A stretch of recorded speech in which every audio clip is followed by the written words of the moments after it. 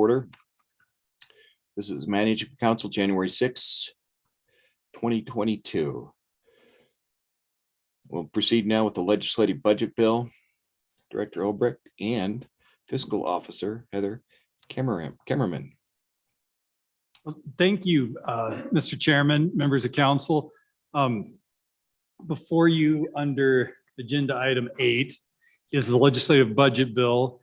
The draft is 22 LSO 312, working draft 0.7. You also have a few corresponding worksheets that break down the budget bill into discrete line items, and then also have a comparison between this proposed FY23-24 budget and the currently enacted FY21-22 legislative budget. But Mr. Chairman,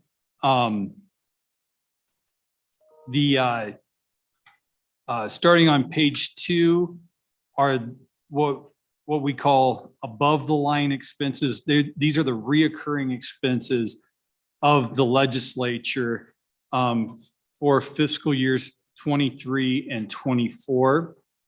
The total, Mr. Chairman, for that on page 23 is $22,065,434 to run the legislature for this next biennium. The areas that have changed significantly since the last budget are top of page 2, LSO staff salaries have gone up $400,000. The reason for this adjustment upwards is in the last budget, the legislature approved and management council approved an LSO organizational chart built on 52 employees, but we only funded that amount for the second year of the budget. We funded 46 for the first year of the budget and 52 for the second. This number reflects having 52 permanent LSO employees for both years of the budget, so we could begin hiring that number immediately at the start of fiscal year 23.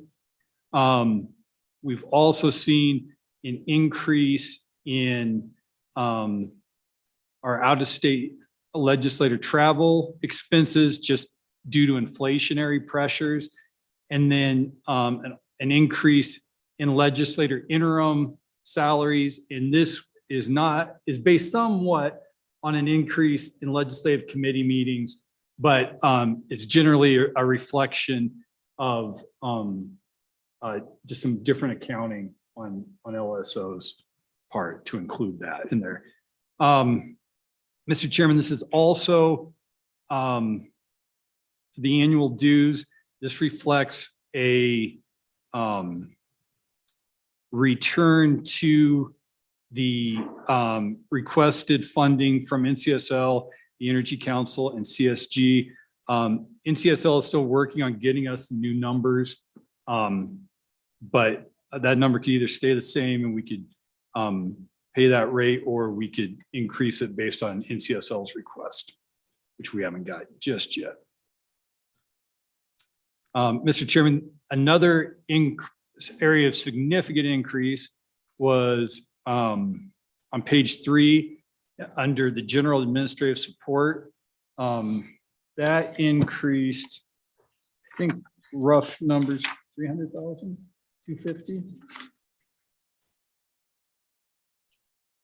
Yeah, there we go.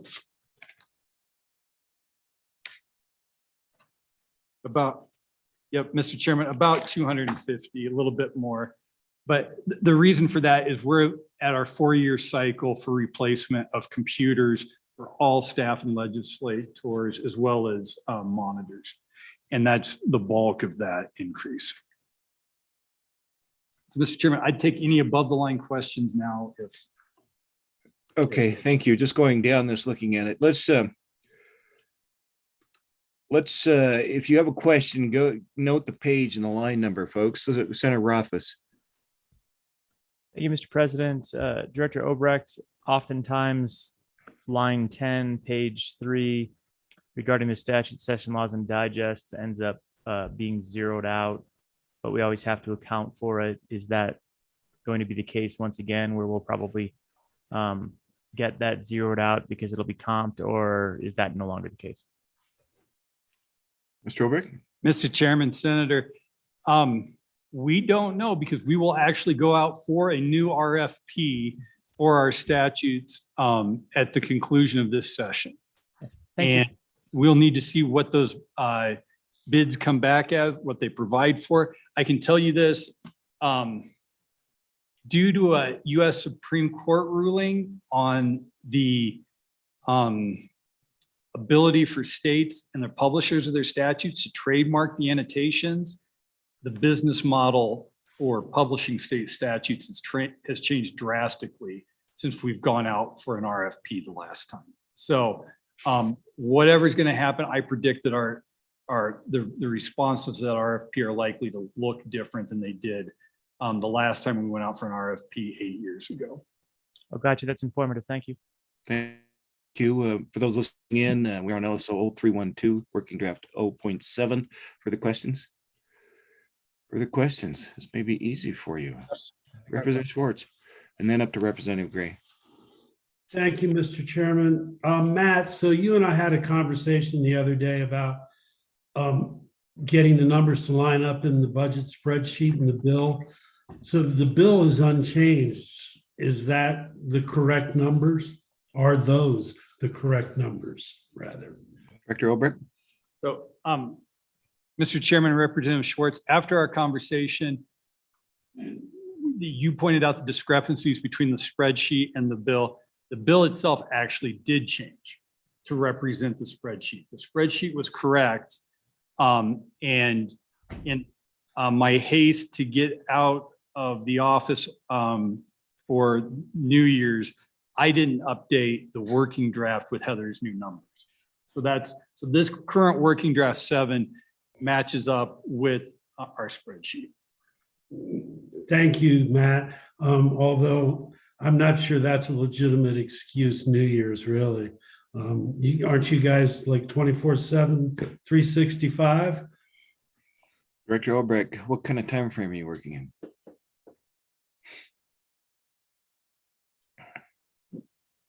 Are you there, Director? You're good. Okay, let's go to Representative Gray. Thank you, Mr. Chairman. So these NCSL dues of over $267,000, and it's just tremendous. And so, I mean, I understand conceptually what they do, but what exactly do they do to even, come close to justify over $250,000 in dues? Representative Gray? No, I mean, Director Olbrich, go ahead. Mr. Chairman, I mean, other members of council can answer that question too, but I mean, from a staff perspective, NCSL is able to provide us with various services through research requests, ethics database, training for our staff, abilities to attend different in-person trainings and online trainings. They're specific to the legislature. They provide us also with just a sense of community. We're fairly isolated here with just 40 members of LSO. So to be connected to other staff and find out what issues, how states are dealing with their hot button issues of the day is a valuable resource to us. But I think they also provide a resource to legislators as well.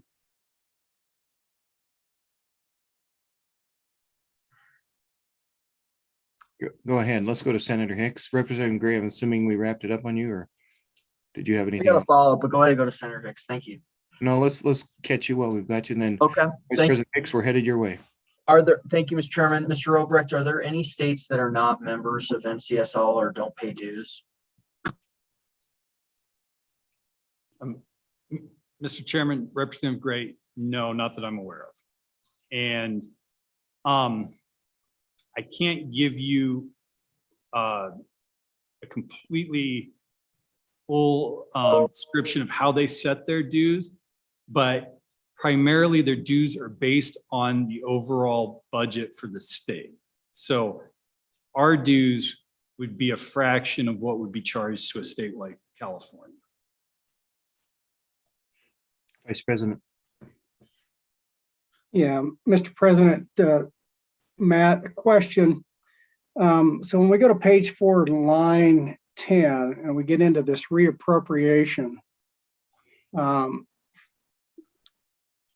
for hiring expertise. Now, I understood all that when we were going through a recalibration, where we went out and hired a certain number of experts and consulting firms to look at a range of issues. But I'm just questioning why are we including this into this budget when there's no recalibration on the horizon? I'm not aware of any issues association with school funding at the current time. So is this something that was just carried over forward, or is this historically always been in the bill, or only during recalibration years? Response, Senator Rothfuss might want to respond to that first. Senator Rothfuss. Thank you, Mr. President. Yeah, and the background on that is it has been in the feed bill every year, dating back to when it was first inserted, and we budgeted this way. And it's still, even though there is not a recalibration, the consultants are employed at a smaller level, typically during the interim, for the purpose of updating the ECA and providing those recommendations. So it comes from the same account, and a much smaller drawdown, but traditionally it's just been continuously appropriated for that purpose and then replenished on an as-needed basis, usually with the recalibration. So nothing abnormal about it being here. And I don't know if we have any anticipated budget, but every year I've been on an education committee, a small amount has been used to bring in the traditional consulting experts to provide those updates. And then that contract still comes back to management council for approval, but this is the funding mechanism for it. So, Mr. Chairman, if I may, a couple of follow-up questions to that, and maybe somebody, I can't find the source of the appropriation for this particular section in the budget. Yeah, Mr. Chairman, I can help with that. And Senator, this actual appropriation goes back to at least 2008, and it was in a school finance bill at the time. It wasn't in a legislative bill, but it's been carried forward the amount, and Matt Wilmarth tells me it is just south of $1.5 million in the account still, and it's been carried forward in the feed bill since 2010.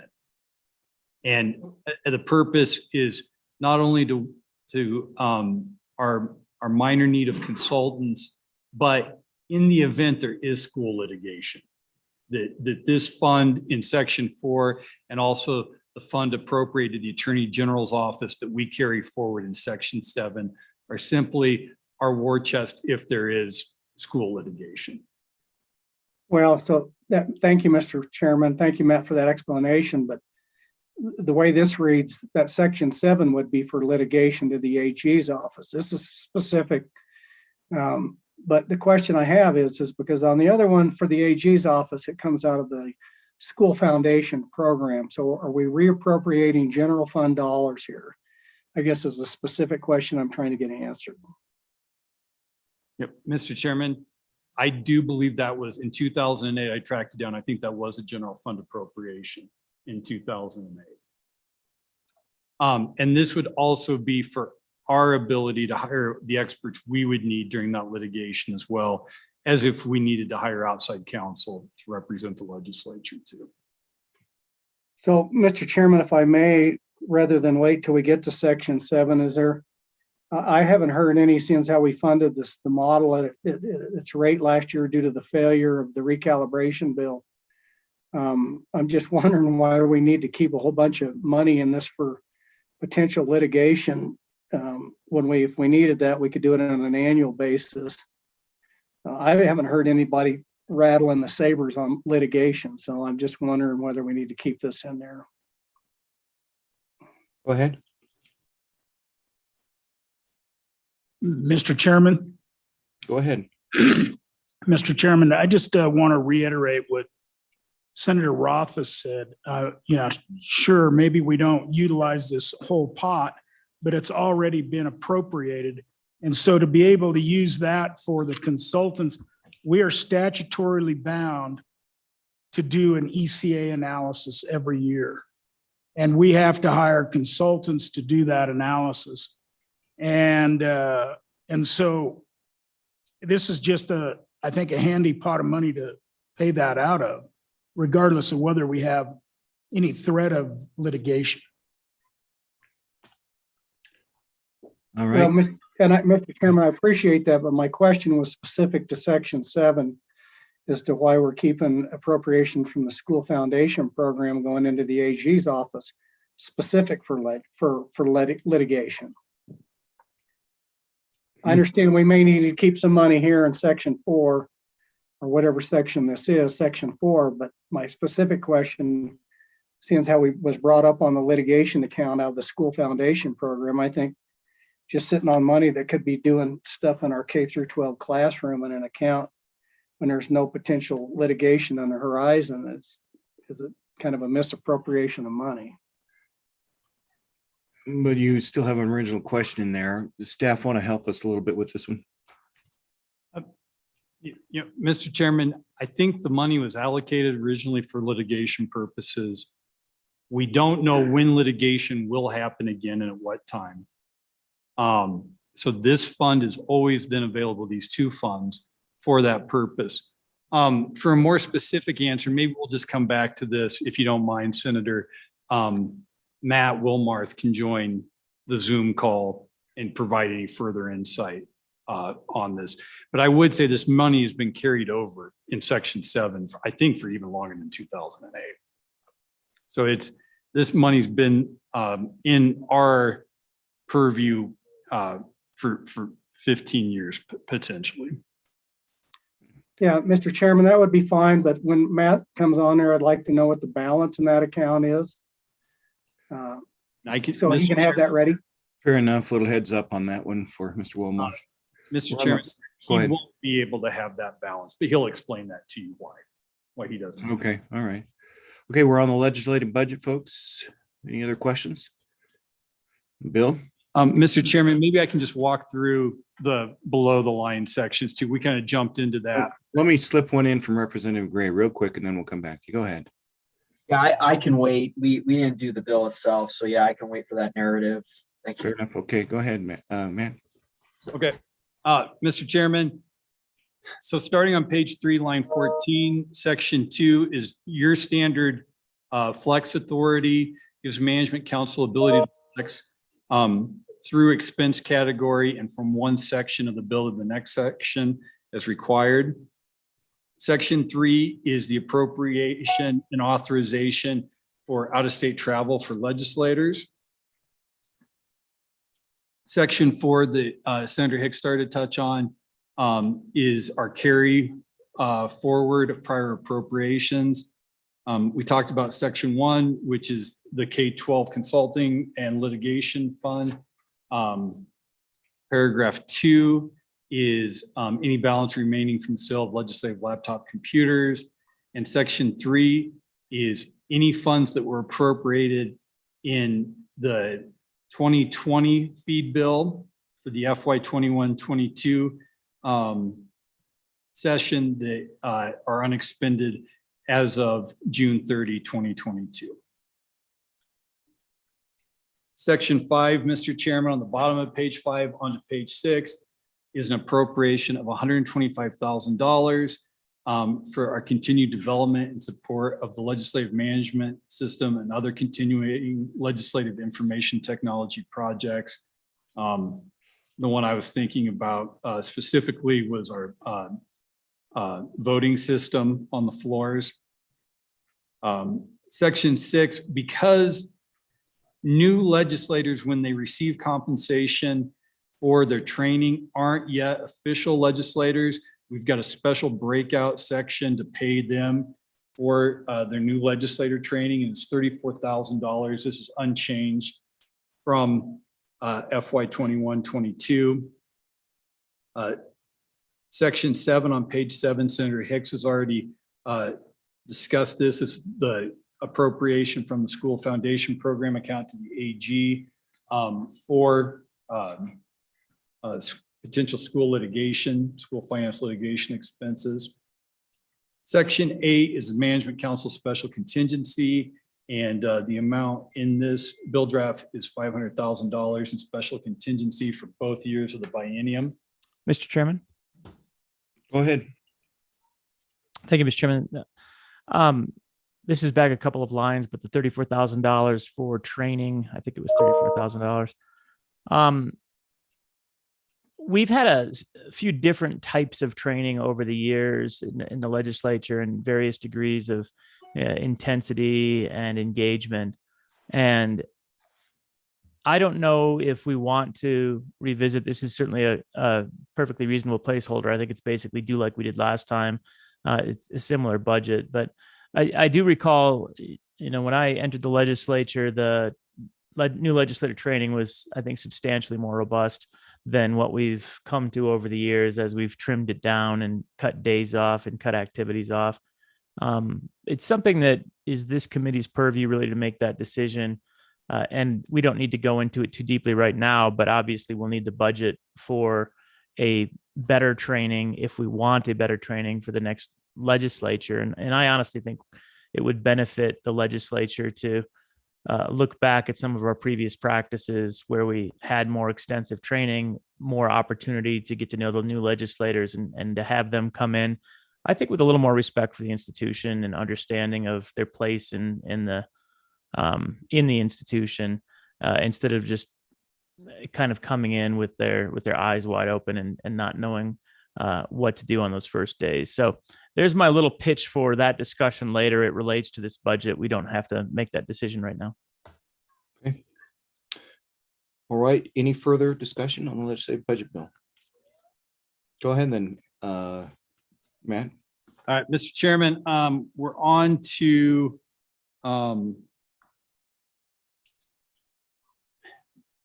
page 9, the economic development authorized travel, and no funds associated with this section. It is an authorization to allow members of the legislature to travel internationally for economic development. Hasn't been used a lot since COVID, but was used in prior biennia for members to travel to Taiwan and other areas in conjunction with the governor's office and Wyoming Business Council. On page 10, I think we got some questions, Mr. Chairman. Sorry, go ahead, Representative Schwartz. Thank you, Mr. Chairman. I'm having a lot of computer problems, Matt, so I might have this wrong. But in section 8 on special contingency, sorry to go back, it's listed at 500,000. And in my notes, it shows 2020 was only half that. And I'm just wondering what the increase represents. Matt? Mr. Chairman, that is Representative Schwartz, that is a reflection of the use of our contingency during the current biennium that was unbudgeted for, that would require an increase if we were to have similar activity during this next biennium. Thank you. So thank you, Matt. So my interpretation then is I'm looking forward to more special sessions. Go ahead, Matt. I don't think he wants to answer that. None of us do. Go ahead.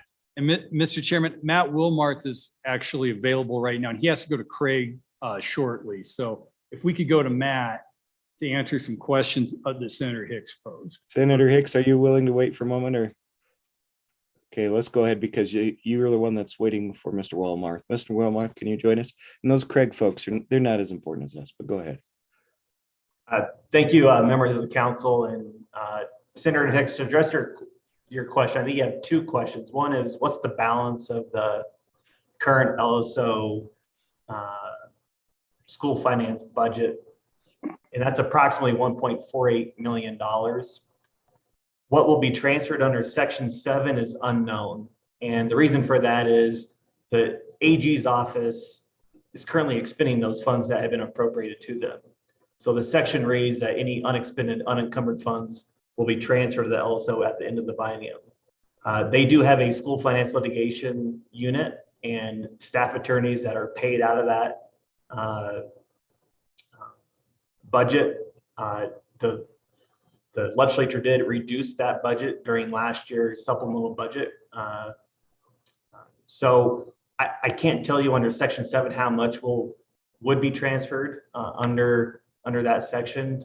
Last biennium, approximately $600,000 was transferred to LSO, but the budget was reduced substantially between the 2019-20 and 21-22 budget.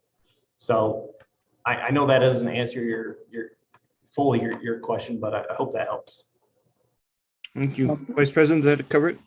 Yeah, Mr. Chairman, and that was my recollection too, and I was going to ask that question, but I was pretty sure JAC in the budget, and then we passed that out. We actually reduced the budget for the AG's office, and I think it was, we eliminated one position in the school litigation division within the AG's office, and so, but I may get some clarification whether it was a position or just a reduction in the budget. But the tag on to that is whatever that amount that's transferred over, we just looked at the contingency funds of $500,000. Couldn't that be utilized if we needed that contingency fund for school litigation? Mr. Wilmarth?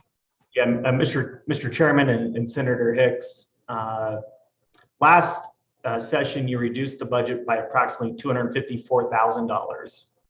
I don't recall if that was a position or not. I know they have authorization for part-time positions, which they don't utilize. But I can't recall exactly if the positions were reduced or not. With regards to, could you use the LSO funds within its possession for litigation purposes? Absolutely. I think you could either transfer that back to the AG's office, or you could hire your own counsel. But traditionally, those funds since 2005 have been utilized for school finance consultant purposes, housed within LSO. All right, thank you, Mr. Chairman. Thank you, Matthew. Thank you. Well, we've got Mr. Wilmarth on board. Anybody else have questions for him before we send him off to Craig? Okay, with that then, let's go back to the bill. Thanks, Mr. Wilmarth. Okay, Mr. Chairman, we're on section 10 on page 10, and that's a $20,000 appropriation to LSO for payment of registration, mileage, and per diem for legislators attending the Wyoming State Treasurers Investment Conference in 2022 or 2023. Registration payments won't exceed $350 per legislator under this section. Section 11 is facilities appropriation. Mr. Chairman, $50,000 is for our furniture consultant who continues her work on the Capitol. You remember this appropriation was in the 2020 feed bill as well. It was reduced through budget cuts, cut in half. We've got need of Rosalie's services for at least the remainder of this year, and that's what that budget entails. In section or in subsection B is some appropriations for general furnishings, $140,000 to LSO for furnishings and other projects in the Capitol complex, $12,000 for room management and professional fees, which we're already under contract for and getting work done. Wendy's here if you want more of a breakdown on any of the items in section 11. All right, folks, we have Wendy that can join us now. Do you have any questions for her while she's here? Oh, Representative Gray, Mr. go ahead. Chairman, Oh, and then let's go Representative Gray and then to Floor Leader Summers. Mr. Chairman, thank you. So on page 10, this 50 grand for the furniture consultant. You know, this was, as some might remember, line item vetoed by the governor, and then the legislature overrode it. But you know, I guess my question is, what has the furniture consultant done? Because I mean, when I was through the Capitol, the only thing I could find was there was one place where there was a new futon or a place to like sit. And so I don't know what the furniture consultant has done, and what does that look like? What does a furniture consultant do day by day? Wendy? Thank you, Mr. Chairman and members of council and Representative Gray. That's a great question. And for background, for those of you who might not remember this part of the appropriation last biennium, we went through an RFQ process, and Rosalie Ruert out of actually Wheatland, Wyoming, was selected for the work. And at that point in time, you might recall, all LSO staff were working on rolling tables. And so although the construction portion of the project had completed, none of the furnishings and fixtures portion of the project had really gotten underway at that point. So she was responsible for putting together all of the bid packages to date. So all of the office furnishings, not only in legislative space, but also in executive space in the Capitol, were part of that bid package for office and conference room furnishings. She has also put together a custom bid package. That's furniture and areas for the statewide elected officials, as well as President and Speaker's office. That will be what's considered historic legacy furniture over time. She has procured all the seating for the Capitol, as well as some packages that are still in process. The custom furniture has been bid and awarded, but is not yet procured. Those contracts just got finalized through the Construction Management Division. She has also been working on what we're calling an ancillary package. That ancillary package is all other remaining furnishings in the Capitol and the extension. That includes your break room tables, break room chairs, corridor seating, seating throughout the extension itself. The project only has about enough money to fund half of that package. She put together all the specs on that package. It included some very high-level specialty work to find fabrics and pieces that are appropriate for the corridors of the Capitol. And about half that package with the remaining monies in the project has been awarded. So this next step and what this appropriation would cover is the actual procurement of that package, as well as the custom package.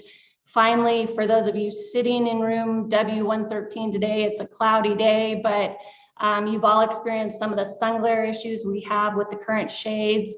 Rosalie's been working extensively with the original shade vendor to identify areas throughout the Capitol that need a second shade, and she's procured that change order package with that vendor. And I know I'm missing some pieces along the way. Thank you. That has been interesting with the sun and 113. All right, Representative Summers. Mr. Chairman, thank you. And I think some of that was answered, but when I look at that $50,000 for a consultant, but we're only appropriating $140,000 for furnishings, that just seems out of whack, right? Yeah. I mean, that doesn't seem to make any sense to me. Yeah, Mr. Chairman, I think I can handle that one and let Wendy jump in. Also, just so everyone knows, Wendy's is in a lot of pain right now. Her ribs really hurt. So So if she grimaces during this, that's what's happening. We're kind of the walking wounded around here, right? But Mr. Chairman, Representative Summers, a lot of what Rosalie does is actually on the existing capital project fund. The remainder of that fund, it's not LSO specific work. Now, she certainly will help us in procuring furnishings that we acquire with that appropriation with the 140, also with the prior appropriation in the last year or 2 years ago feed bill. But Rosalie not only works to procure items for us, but also for the executive branch under the remainder of the capital project fund. And Mr. Chairman, just to follow up on that. So how much is left in the leftover capital projects? Go ahead. That, Mr. Chairman, is an issue that's continually up for debate and continually changing. And I don't know if Wendy has a good number, or at least a current number on that. And Mr. Chairman, I can sure answer that question. And it's a good one, Representative Summers, because I neglected to mention there is a pot of appropriated money left in the Capitol Square project. It's a little under 450,000, I think. And so that includes the remaining custom package, the remaining ancillary package, and this secondary shade installation. So her work represents those packages, as well as other packages that have already been procured through the last biennium. And then the monies in section 11BI are non-project items. The project paid for a certain amount of furnishings, and there's other things that we've identified as we've lived in the space that we may need. Okay, thank you. Any further questions for Wendy while we have her? Mr. Chairman, I have one more follow-up. Go ahead. So, Mr. Chairman, on the 140,000, I get miscellaneous furniture. That's just kind of whatever it is. So what, and it says and projects, which is just verbiage from another bill in the past. But do we actually have projects? Does management council intend to be approving or disapproving of a specific project that would come out of this fund? And how does that work? Go ahead. Mr. Chairman, I'll just start off and then Wendy can follow up with a more in-depth answer.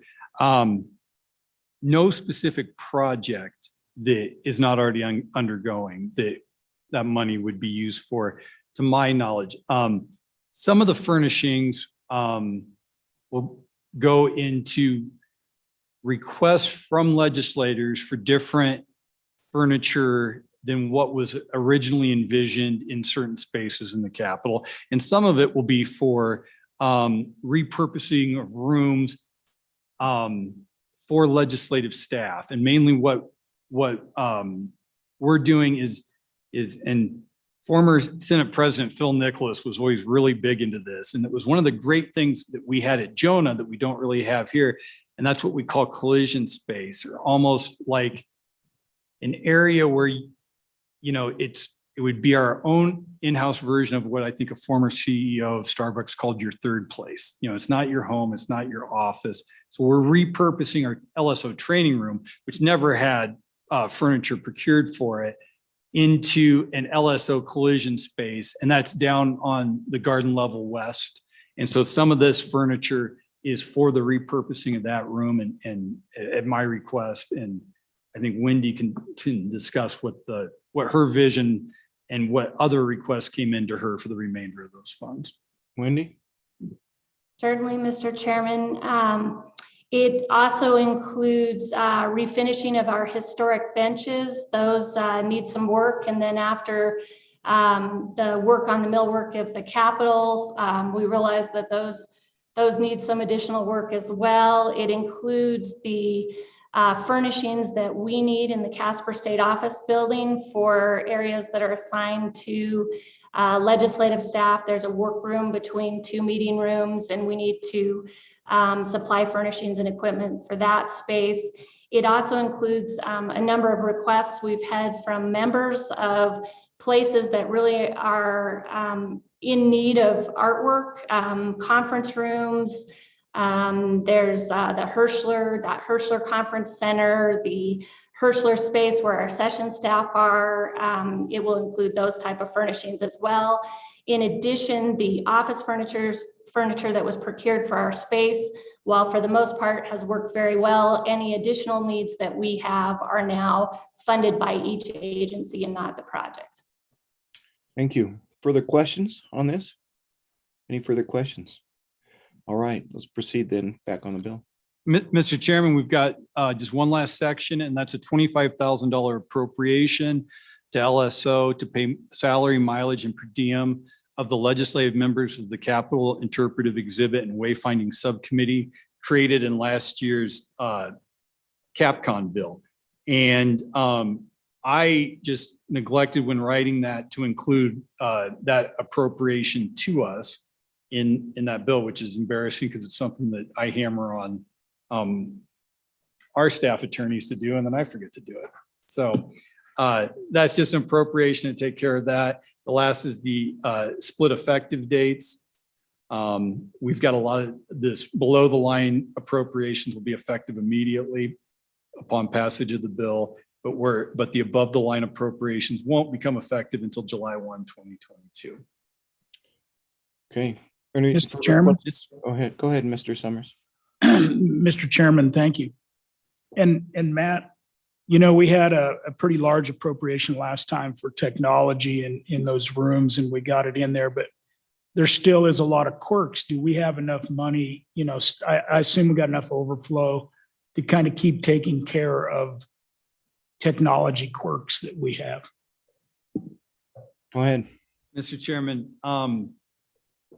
I think that's a great question. I think I'd like Jamie to weigh in on that as well. And then Wendy can too. And we can also talk about, our continuing effort to get those quirks worked out under our existing contracts.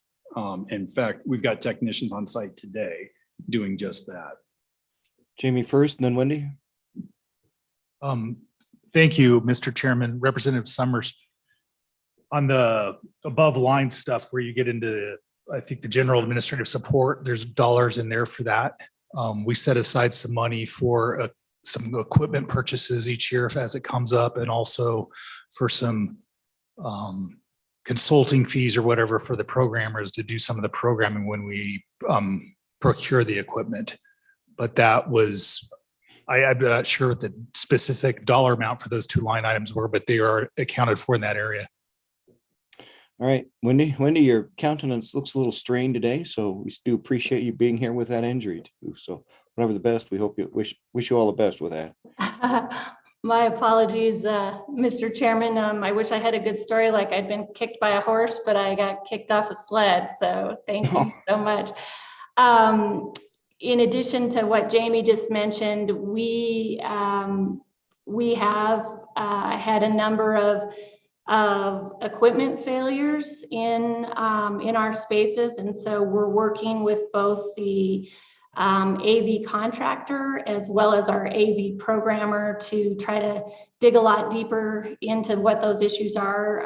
To date, we have the contractor on site doing what we've requested to be a full audit of every single AV space in this building. So we look forward to the results of that work, and our programmer is working with the manufacturers of some of our equipment to get to the bottom of why we've had some of the failures that we've had.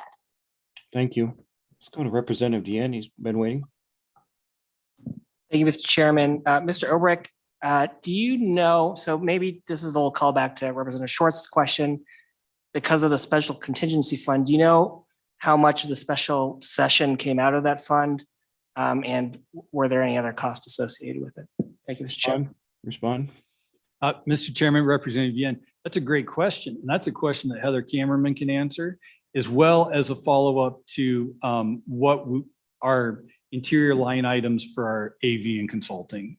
Heather, that's all yours.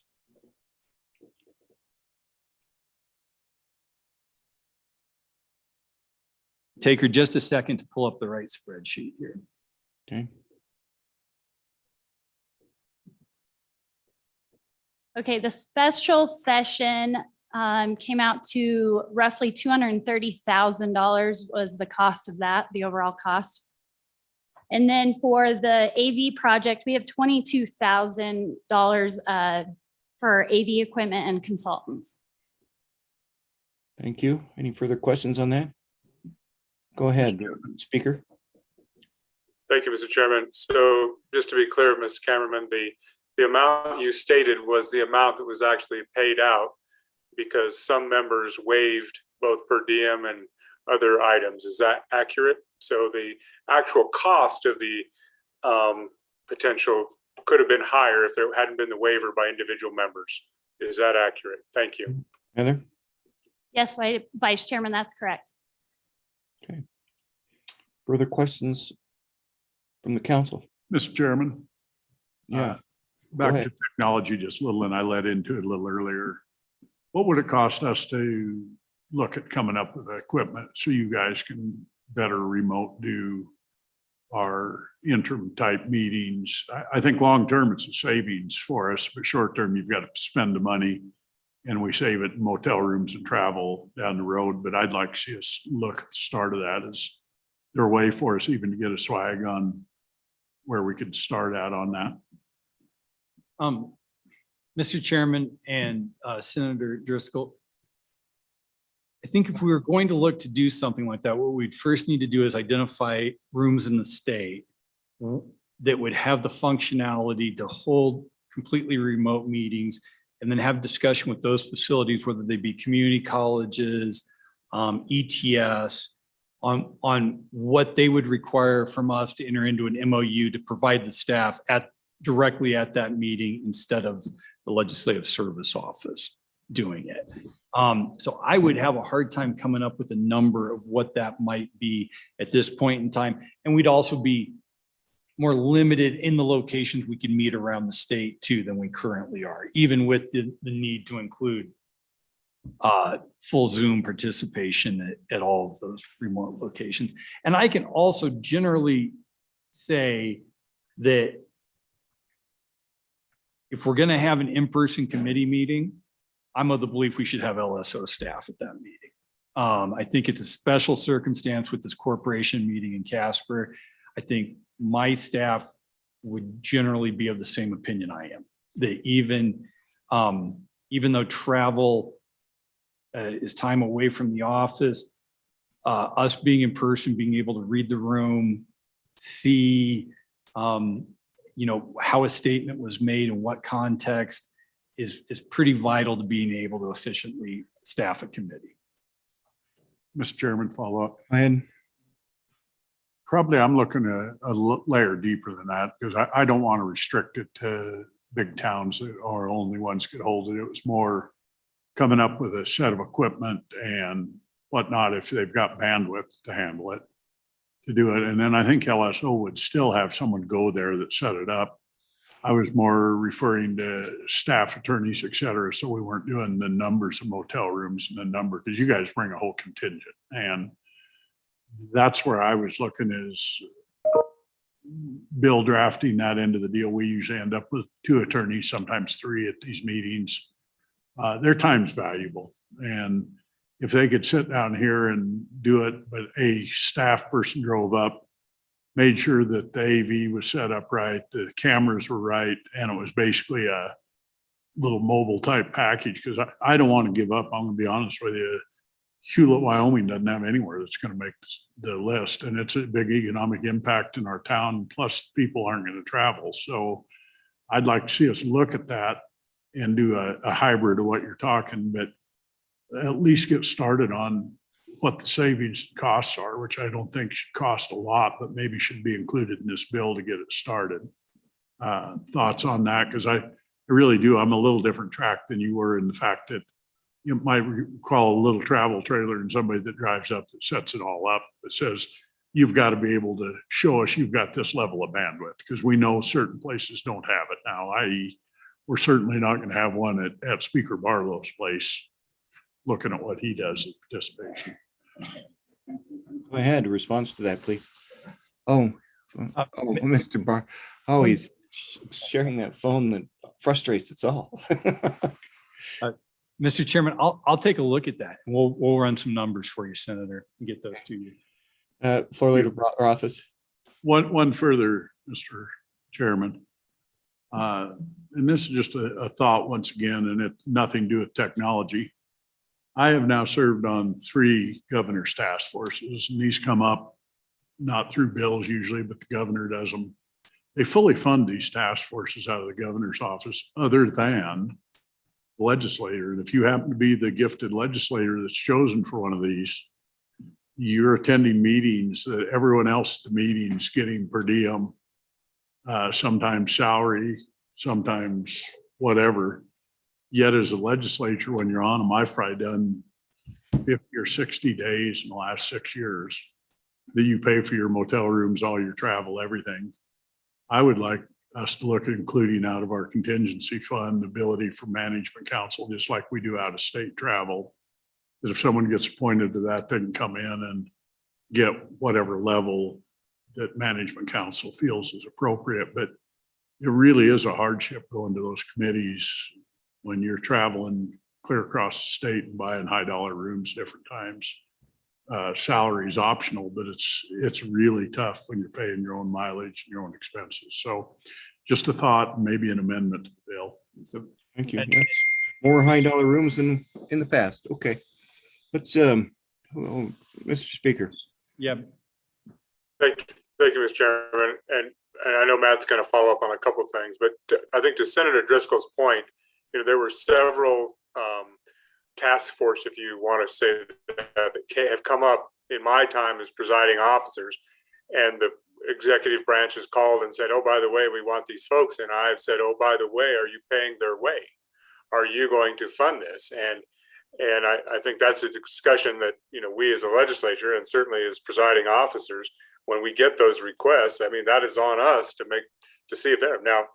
I think maybe in one case they did say they could help, and in one case they said they couldn't. I don't recall now, but I absolutely agree that it is tasking, but members don't have to agree to participate either. Let's be clear about that. This is the line between a full-time legislature and a citizen legislature, and if we get a role, we get a choice in that too. No matter how important they are to us, we have a choice too. So at least in my case, I have asked about that when the executive branch has reached out to me for appointments, but certainly the members have a role in that as well. Thank you, Mr. Chairman. Correct. Mr. Vice President. Yeah, Mr. Chairman, and I don't disagree with the speaker, but sometimes what we end up with is we end up with task force. And it will be an executive branch task force, but it will say, we want 2 members from the legislature from the House and 2 members from the Senate. And then those are then appointed by either the speaker or the president. And they are acting in an official capacity as a member of the legislature to represent the legislature on those executive task force. I don't disagree. You could decline it, but then you would probably go to somebody else. But when we're acting in our official capacity, particularly those where you're appointed by the presiding officers in the 2 houses, I do think it is appropriate that we should consider at least per diem. Maybe not the salaries, but at least per diem. The cost of motel rooms and travel to some of these, it can be $400 or $500 for a one-day meeting that you're serving in your official capacity as a member of the legislature. So, all right. Further comment, Mr. Chairman. Sorry. it's Floor Leader Summers. Mr. Chairman, thank you. And, I agree. I think I'm not so sure we don't have that authority, but I'd be curious if management council needs the authority within the money we have. I think we should consider that. And Mr. Chairman, I think just an important distinction to make here is if it is a legislative appointment, you are entitled to salary or to per diem and mileage for service on those task forces. And you are currently provided salary and per diem. But if the appointment is made by the governor's office outside of legislative leadership, you're not provided mileage and per diem for that service from the legislative service office at least. Floor Leader Rothfuss, you were. Thank you, Mr. President. And we do have a lot of flexibility to make these decisions through policy, and that's the source of these decisions is policy. We can't change the salary rate or the per diem rate, but we can change the implementation of what is and isn't considered appropriate. And I think we've got broad flexibility there through policy. We've done it in the past on numerous occasions. So I do think it's a good open question. And I think really the statements that were made are all accurate, where we do spend a lot of time traveling around the state in our official capacity. All of us do that. And sometimes the bills are covered and sometimes they're not. And it's a common problem that we all have and share. The idea, though, that you can choose whether to or not, I think there's a concern there that I have with the speaker's statement, which is some people have plenty of money and some people don't. And that really shouldn't be a key function in your representation for your constituents. So if we want to enable any of the representatives or senators to be able to serve in this capacity in an equitable way on behalf of their constituents, then I think that we do need to be thoughtful and put forward a policy that addresses that. And it gets back to something, over the years, we've had on countless occasions discussions about our travel policy, which has always seemed like a nonsense policy to me, but we start trying to figure out how to fix it, and there ends up being debate and disagreement, and then it never gets really fixed. But the idea that you're entitled to 2 trips to certain places, regardless of budget or anything else, maybe that's not the answer. Maybe the answer here is to provide legislators with travel budgets, and then assuming that you're acting in your official capacity, you can draw upon a travel budget. And even that doesn't turn out to be perfectly equitable, because we know some folks have more difficult travel needs than others, depending on where they're located in the state. We know that traditionally our good senator from Carbon County, he's got some long drives he has to make, and the representatives from that region do as well. So there's no easy answer, but I think it's well worth the time of management council to try and address this, because it's a chronic problem and it's not going away. It's only getting worse. Correct summary, Mr. Floor Leader. Mr. Speaker, you had a comment? So I guess my question, Mr. Chairman, thank you, is to Matt's point is, if the executive branch makes a request of the presiding officers for 2 members from each body, and we make those appointments, and we, at the executive branch's request, is that in fact a legislatively sanctioned activity?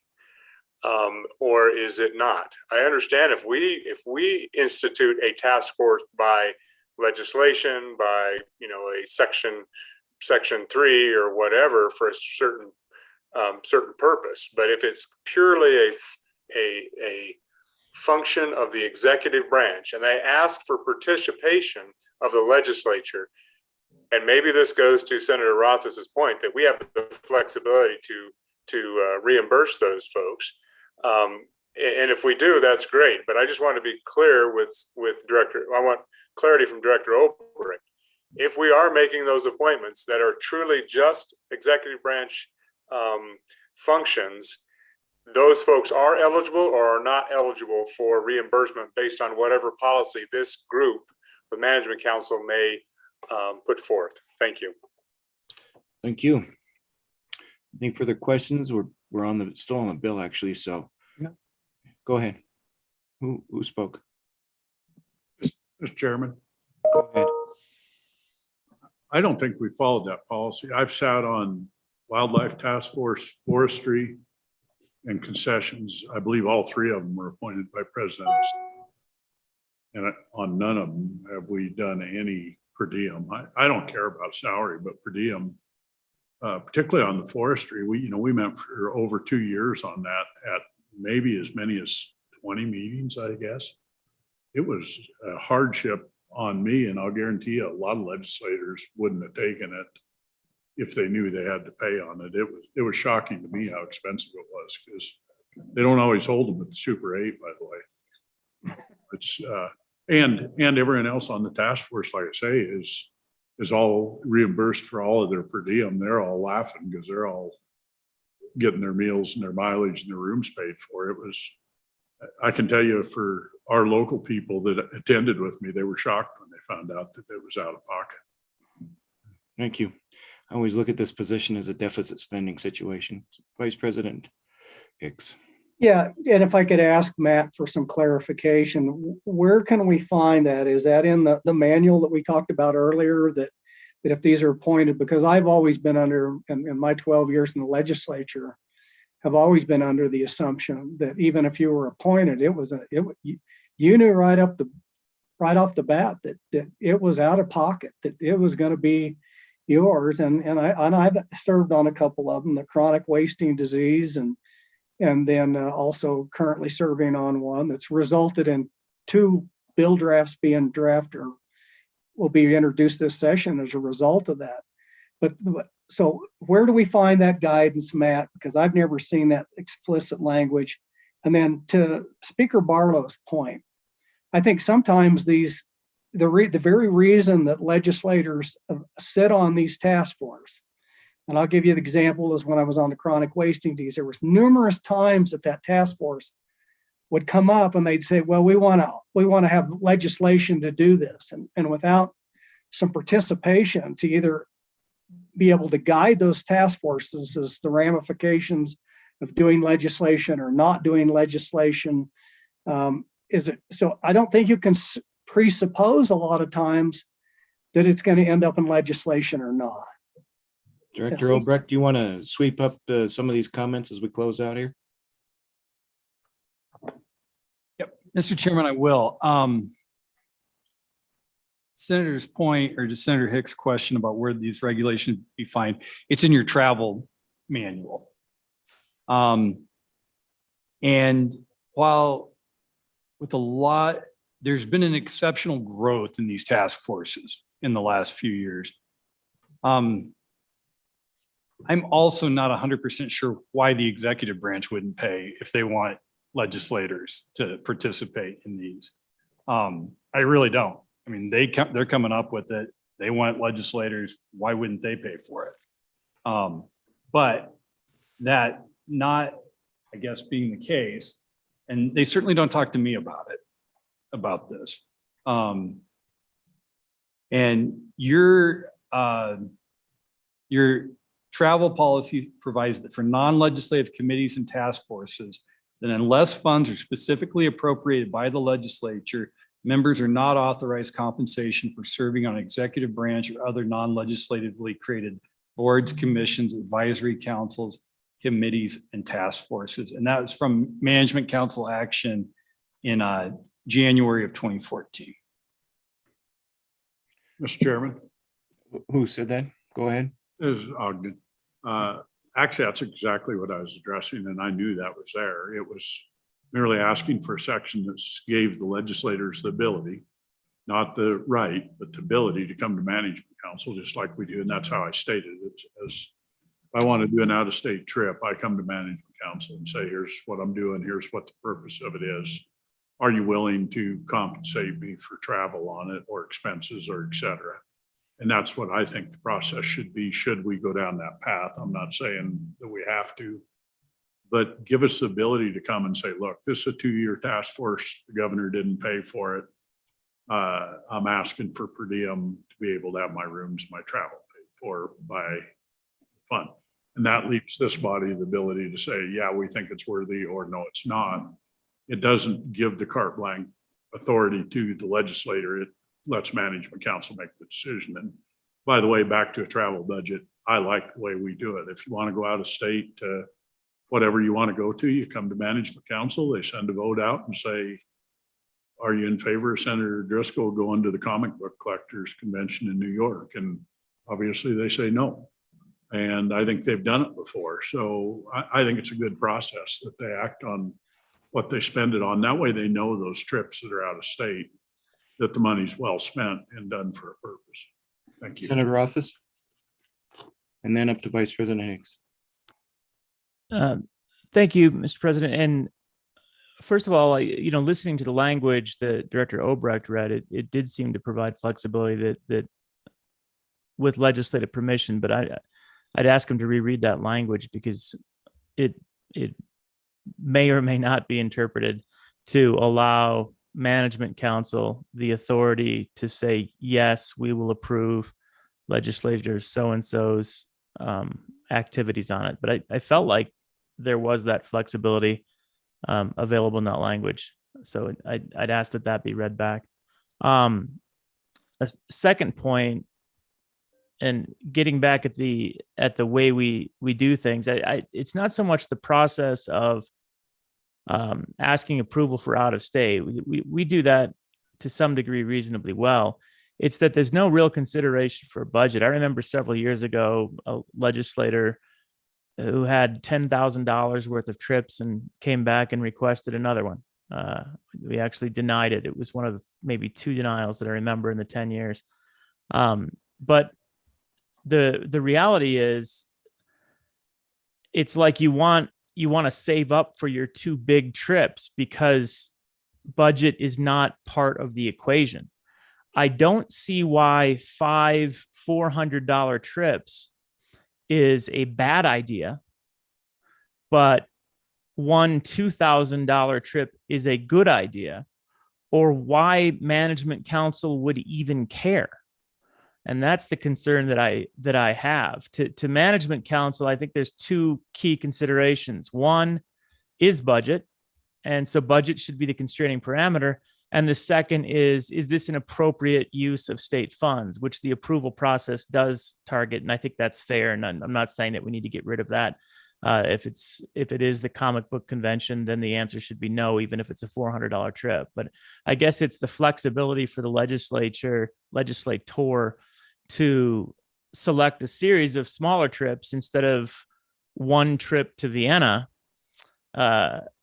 if that makes more sense based on their interests. And it gets back at what Senator Hicks was talking about. I know he's had a number of very local travel requests recently that are, to me, chip shots, right? Sure, go do them. Water compact, go do it.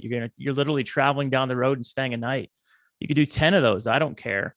The artificial limit of 2 it makes no sense, and it certainly doesn't address any of the interests of us through the management council or the legislature. So I guess I don't see why we're so married to the 2 trips of any price as long as we approve them approach to travel. We need to wrap this up, but Representative Yin, let's go to you. Mr. Chairman, thank you. I just wanted to highlight what Senator Rothschild is bringing up. Our 2022 CSG National Conference is in Honolulu, Hawaii, and is 3 days. So if that's 1 trip that is fully paid for, that is it's going to be a very different amount than a trip to Denver, for example. Yeah, I went to that last time and just paid for it for myself. Mr. Chairman. Let's go to Vice President Hicks, then to Representative Summers, and then we got to wrap it up, folks. Yeah, real quick, and Mr. Chairman, so when we talk about, well, the governor should pay for this, well, that's fine, but I would ask you folks, where's the governor get his money from? And so if we're going to do that, you're going to take it out of the same pocket. Where's you going to run the money through the LSO and in our budget? Or we can say, Governor, our expectation is that you pay for these legislative things, and then we'll appropriate a little additional money to the governor's office. So to me, it's just a semantic circular discussion. We either decide that we're going to pay for the participation of these or not. Representative Summers, and then let's go to the bill. Mr. Chairman, thank you. And depending upon what Matt, when he rereads this, I may make a motion if we don't have the authority within management council to fund legislators and the governor's task forces, then I'm going to make that motion that management council would have that. Okay, thank you. Let's go back to the bill. Do we want to move this out? What's the committee's desire? Well, Mr. Chairman, I think we got a little bit further discussion on this travel policy. Right. The way I read the management council travel policy, is that there's two situations in which you can receive mileage and per diem for service on an executive branch created board, commission, advisory council committee. And that's one, if funds were specifically appropriated to the legislature for the purpose of paying legislators. And two, if it was a legislatively created board itself or task force, even if there weren't funds appropriate for that. So under your existing travel policy, those would be the only two situations. And I think it's completely within management council's purview to authorize additional mileage and per diem for legislators who participate in these other boards. I would just suggest two things. One, require appointment by the presiding officer so we can keep tabs on who these are, keep a spreadsheet, not just, hey, look, I want compensated for, this. I was asked to join my, a task force from my local brand inspection district or whatever, and second, being able to do that, we'd be able to know what to budget for this as well. Floor Leader Rothfuss. Thank you. I don't know if we want explicit I agree with this motion, by the way, but the idea that we would have explicit requirement that the presiding officers be the appointing entity, I can envision, this is certainly not going to happen anytime soon, but a circumstance where a governor wants one individual and wants that appointment and values their input, wants them involved, but the presiding officer does not want that individual involved. So does that then mean that they can't come to management council and get funding? It seems to me that the appropriate way to do it is the way that we typically do it right now, which is by approval of management council. If it doesn't meet what we already have on policy, but it's an executive appointment, you just bring the request to management council. That's how we can keep track of it.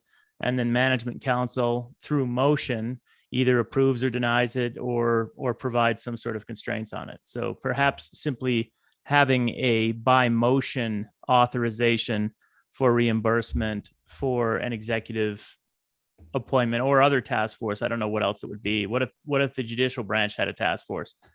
I don't think they do very frequently, but it's not to say they couldn't. Council's desire here, folks. Go ahead, Mr. Speaker. Thank you, Mr. President. So in fact, the judicial branch has several appointments that I have made at their request. And I don't know the answer to whether those members who are participating are being reimbursed on that. And so I think this is worthy of further discussion. I don't think we have to exhaust it today. We have a fee bill before us, which is certainly our primary order of business to the president's point. But I do think we need to continue to think about this, review where our travel policy is, and come to a resolution for certainly the next interim. How's that? Because I don't know that this interim, I don't know how many meetings are left. The Wildlife Task Force, maybe the court security, the court, there's another one, court technology, etc. There are legislators that have been asked, and I've been given names. And to be clear, I did not, when the governor made a couple of the requests, I can assure you, we had a discussion. He may have had a preference, but we had a discussion whether his preferences met the goals of the legislative, at least my view of legislative participation. So anyway, I don't know that we can exhaust this one today, but I certainly believe it's worth coming to a resolution before the next interim and before there are more personal expenditures. Thank you, Mr. Chairman. And I guess, Mr. Chairman, are you ready for a motion on the feed bill, which certainly then can be amended for different parts of the bill? Please. Mr. Chairman, so I would move that management council sponsor the legislative budget bill. I guess that's version 0.7 in the upcoming 22 budget session. Second, we've got it from Senator Graham. Any further discussion? That's it then. Okay, we'll call for the vote. All those in favor? Mr. Chairman. Yep, Go I got ahead. Representative Gray, go ahead. Thank you, Mr. Chairman. On page 10, I would like to delete lines, bring an amendment to delete lines 20 through 23, and then on page 11, lines 1 through 8, which is the furniture consulting deal. Is there a second to that amendment? Is there a second to that amendment? Amendment dies for lack of a second. Okay. Back on the bill. Any Mr. further Chairman. discussion? Go ahead. I don't want to kick this issue on these task force down the road, so I'm going to make a motion that we add a new section in the bill. Amending the bill Appropriate. you're adding an amendment? This amendment to the bill. So Okay. new section Save it, 8, please. new section 8 renumber, add an appropriation for $20,000 for the purposes of reimbursement to legislators participating in executive branch task force. And you were adding this under section 8. Is there a It would be second? a new section 8 with a $20,000 appropriation. Second. Second from Senator Kinski. Any further discussion on this amendment? Mr. Chairman, Go ahead. do we want to put a proviso in there that's subject to management council approval? Like any other, Senator, proviso for what, please, sir? for management council approval, like we would any other? Can you hear me okay? Yeah, okay, now I can. I'm not sure we need, but go ahead, Chris Rothfuss or Senator Rothfuss. Thank you, Mr. President. This is a change that we need to make through the management council policy, not through the bill. I think there's adequate money for travel in the bill. All we would have to do, and I think this is what Majority Leader Summers' motion was going to do, which is to add a new paragraph to the management council policy that Director Obrecht read, which outlines how to do this for an executive task force. I don't think we need $20,000 more dollars. Honestly, there's really plenty of money. We don't overrun that budget, and we would simply pour into the contingency when we overrun it anyway, which was why the contingency was kind of set where it was. So I agree with the premise. I support the idea of Senator Hicks, but I don't support the motion because I think we need that management council policy draft change. We can consider that during the session. It's all internal. It doesn't have to be legislated. Thank you. Mr. Speaker, would you like to weigh in on this amendment? Thank you, Mr. Chairman, Mr. President. So I think actually both will fulfill the mission even better, because the policy that I believe that the director read talked about appropriation. That's what this feed bill would provide to the motion by Senator Hicks. It is an appropriation for that purpose. And then we can follow up with the travel policy and affirm that, saying that we also will, these folks are legislators who participate in these things are eligible for this. The appropriation stands. It is, and it's specific for that purpose. So I think it's doing both. I think both can work together fine. So I'll be supportive of this motion and a subsequent motion to adjust the travel policy. Thank you. Thank you. Any further discussion on this? Mr. Chair, Oh, go ahead, Representative Summers. Mr. Chairman, two things. One is, I think it was Senator Kinski asked the bringer of the motion, would that include management council permission, or I guess that'd be what I'd say is it should, I guess that's the policy. So maybe we just develop that later, right? The other question I have of Matt is $20,000 for travel and per diem. What does that look like? You know, kind of if we're traveling just around the state, just $20,000, or maybe this is, yeah. Okay, with that, Director Obrecht. What's that get us? I want to know how many days that is, or how many runs that is. Obrecht, I'd like to comment on that, and also Senator Kinski, what he was doing there, just so we're clear on all this. Mr. President, I'm content to wait for the policy discussion. I don't think it needs to go. All right, fair enough. Director Obrecht, do you want to come in? Guess we lost him there. Okay. Let's go back. Would you restate your amendment? Mr. Chairman? Yeah.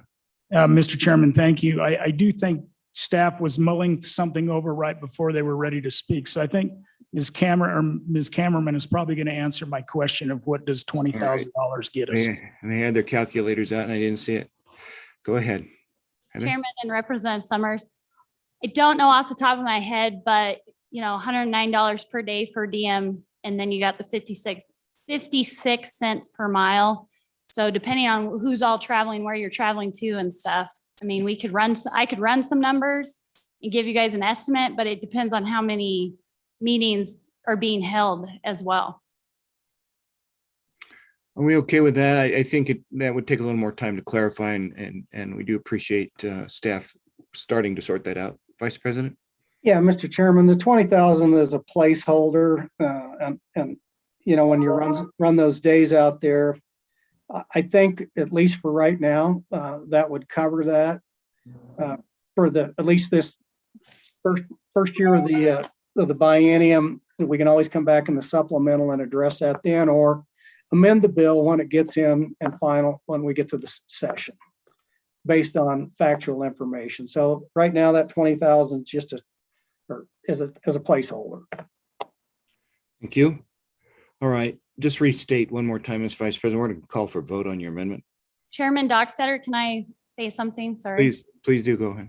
Chairman and Representative Summers, on that, I was looking with our liaison committees, our budget is roughly $30,000 for just the liaison meetings. And we have multiple liaison meetings that you guys are appointed to attend. So 20,000 would probably be sufficient enough. Okay. Thank you, Mr. Chairman. Go ahead. Mr. Chairman, just one other thing, when I vote on this, and I am going to vote in support of it, is, full disclosure, I sit on 2 of these task forces right now, and I will, I don't care on them, I'd continue, but I do think if it were somebody else besides me that maybe couldn't afford it, the Wildlife Task Force kind of could eat your lunch if you didn't have the ability to be there on your own dime. So I'm going to vote for this, but full disclosure, I could end up getting money out of this. Okay, Senator Hicks, one more time. Oh, Mr. Floor Leader? I'm in the same boat. I need to declare it, and I'm fine if they don't enact it until the next round on this. I actually don't mind. The Wildlife Task Force goes on another year, it could potentially be affected, but I'm fine if it had nothing on it. It's more looking forward, going ahead. Vice President, what was your intent on the enactment? I don't follow your question, Mr. President. Oh, you're saying we could wait. You're intending just to include this now? No, the motion is to include it in the bill now. Okay. And again, Mr. President, full disclosure, I'm on the Wildlife Task Force. Understood. I'm going to support the motion. If this should make it into the legislature at that point in time, I would fully intend to declare a conflict. Okay, very good. We're going to go over to the speaker and then back to you to restate your motion. Go ahead. Okay, restate it real quick and let's call for a vote on it. Mr. Oh, President. go ahead. Go ahead, Senator Rothschild. Thanks. Mr. President, and this is precisely the reason why I didn't think we should have explicit budget. If we need to add $20,000 or $30,000 to the travel budget, that's fine. But the idea that we're going to have to do gymnastics, declare conflicts, delay this, and do all of those kinds of things because we're legislating a change in our travel policy, when our travel policy is literally a policy which is put forward by this group and can change on a daily basis, seems like we're making work. So I guess I would ask Director Obrecht if he sees any reason why we would need a new section rather than just a change to the policy. And I would ask Heather if she thinks that we would need to increase simply the travel budget if we amend the policy to address that, if that would fulfill a shortfall. So can we ask those 2 questions? If it turns out we need a specific appropriation, I'm going to support the motion. Heather, I don't think we do. Heather, would you clarify that for us?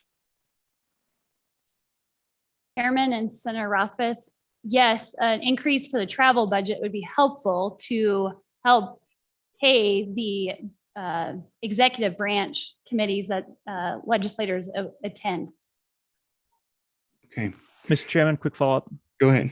The other half of that was, is that sufficient? Do we need a new amended appropriation, or can we simply increase the travel budget by $30,000 and change the policy?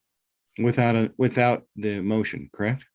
Well, that would be a separate motion, but rather than creating a new piece, just increasing the travel budget, whether it's 20,000 or 30,000, I don't care what the number is. Okay. Let's do this. Let's come back. Let's come back to the original amendment. Senator Hicks restated. And if anybody else would like to amend the amendment, then we can. Go ahead, Mr. Speaker. Actually, Could we get Matt to weigh in on the necessity of the section and within the feed bill, please? Or give us his thoughts. Director Obrecht, did you catch that? Yep, I sure did, Mr. Chairman. Thank you. Mr. Chairman, I don't think the section is necessary. I think if you want to, you could simply amend the line item for legislator in-state travel by a like amount, though that frankly is probably, it's not necessary for us to, I think, be within our budget for the next biennium. And also just, I don't also, that's probably what I would recommend, is if there's a problem, if people believe it creates an appearance of a conflict, I don't think it does. But if you believe it does, that would be my approach, to just increase the line item for in-state legislator travel. Mr. President, I withdraw my motion and would like to. Second withdraws too? Okay. I think I got, okay, very good. Thanks, Senator Kinski. Now, do you want to restate, Senator Hicks? Yeah, I would just amend the existing in-state travel budget by adding an extra $30,000. That's the motion. Second, we got a second from Senator Rothfuss. Let's proceed then. Any further discussion? There being none, call for the vote. All those in favor of this amendment, raise your hands.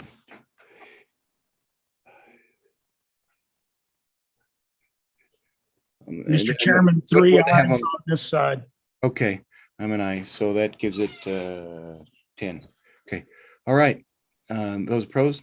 No, motion is passed. Okay. Oh, Representative Gray was a no. Okay, thank you, Representative Gray. All right, we're back on the bill. Back on the bill. Are we ready to move this forward then? Any motions? So moved.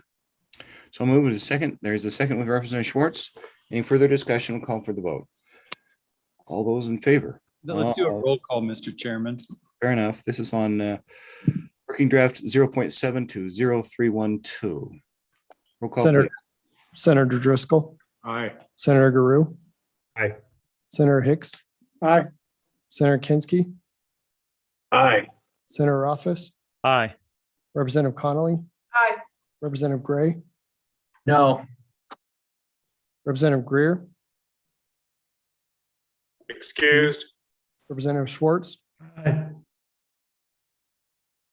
Can you repeat that, Representative Schwartz? That was aye. Thank you. Representative Summers. Aye. Representative Yen. Aye. Vice Chairman Barlow.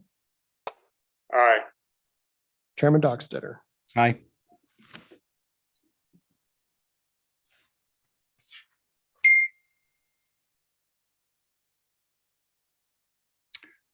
Bill is passed. Let's move on then to LSO training update. Brianna Davidson. Mr. Chairman, before then? Okay, go ahead, Representative Connolly, and then to the speaker. Okay, thank you, Mr. Chairman. I'd like to follow up on a comment that was made by Speaker Barlow regarding the feed bill that we kind of pushed aside, and that was the recognition that we might want to or need to do something differently regarding kind of within district travel, with per diem, with salary for meetings that members attend. And we recognize that the feed bill is not the place to kind of look at that policy, but we all recognize that there really is a need for us to kind of revisit those issues. And so I'm curious if we should have a motion for the presiding officers to establish a subcommittee to come back with recommendations to management council at our next or subsequent meetings. And so I'm just curious, for example, Speaker Barlow, is that what you envisioned? Speaker, go ahead. I think maybe, thank you, Mr. Chairman, and to the minority floor leader's question, I think we've had this ongoing discussion about the what it costs to be a legislator. The real cost, the hotel rooms, the travel, etc. This discussion we've had about these task force, these executive branch task force, is just a small part of that. It happens to be a now uncompensated part of it. But I think many of you have experienced travel and legislative duties that are certainly within the covered expenses that you did, at least the standard reimbursement isn't adequate. But I point out to that, you can actually, if it's greater than what you would standardly get or less, you can actually put in a cost-based reimbursement if you go to a place that is more expensive, let's say for your room or whatever. So I don't know that I don't know that it was me that was leading down that road. But I think, so if there are those unique circumstances, if we want to talk about the broader picture of the cost of being in the legislature, I think that's a per diem and salary issue. That's, and that certainly can't take effect while someone is serving. It has to be in a subsequent term or a subsequent legislature. So I don't know that that's something for this. I mean, maybe it is for this coming session, but that was not what I was leading toward. But I would say to the minority floor leader's point, though, or to a part of that point, is if we want to amend the travel policy right now, it'd be a really good time. We just amended the bill to add travel to it. If there's a motion, and I think Representative Summers thought he was going to bring a motion on this, I think this is a good time for that. The broader discussion about, how much travel per diem and then salary, I'm not sure we're ready to take it on right now, but we certainly could if we wanted to have a subsequent meeting about that or appoint a committee to look at it. Thank you. Floor Leader Mr. Chairman. Floor Leader Conley, does that answer your question? Thank you, Mr. Chairman. And Mr. Speaker, I do think that we need to have that broader discussion. For example, I did hear folks say, well, I want the per diem, but I don't want the salary. And I honestly thought of a couple of members who need to take leave without pay when they do meetings, things like that. That $150 would make a difference for them. Travel in districts, the difference between my district, which I think is 2 square miles, versus some of the other districts. And let me assure you, I've been looking at the redistricting maps and how big some of your districts are, and the mileage that you must have within those districts, just visiting constituents. I think we really should be taking a look at that.